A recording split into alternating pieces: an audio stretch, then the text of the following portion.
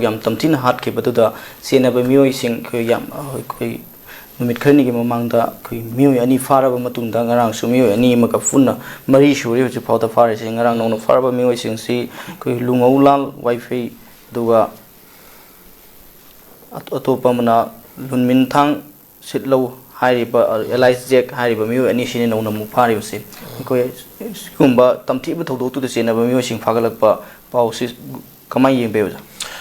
Masih yamna papa kongtang ni adubo justice delay justice denied haidoni thengna pakhumpi basina ngasagi miyamda ngasagi justice pungcheng chengna dum phangyabdi yadi aduga yam thuna sigum masidi kogi kan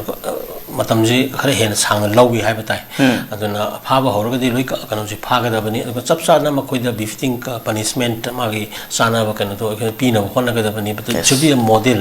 kanoni koina oira kanda mathada asiguma untoward incidents pamai pamdaba nuaitaba topsingse thoktanaba ya amukana miyamna message pigadabani maramduna makhatana athu matamda justice not only for this kanogi kanoni 6 massacre haiba tare makoi taruki yamna civilian taruki tamthina hatpagi kana sitanatana mamangda aduki matik jiri gi thodok akoi leigre legi even yum da angang mamaga konna tawgi siba leigre adigi mahiroi ani gi kanogi adunatana ate mayam su leiri ko amayam sing adugi ngasi pawdo pungphana justice phangdi phaba gi khotpagi kara hawdu ngata oina tawi akoi justice natraga magi punishment natraga magi oiba education natraga magi kananche period imprisonment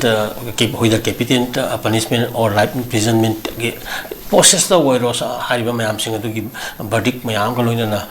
akoi myam na uningi aduna only phaba katana su ikuida kana su oidi ko aduna leiba system asida kana justice phangwa haiba sidi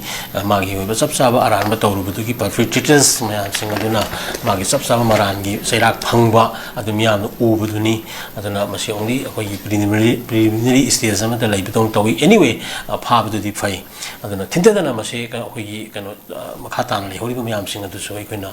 yam thuna masi kana phaga da bani aduna violence has no place in a democratic society aduna haiba se irrespective of akoi small or big communities larger communities ki yenga ko aduna si myam si yang kanda yamna henna kana hoi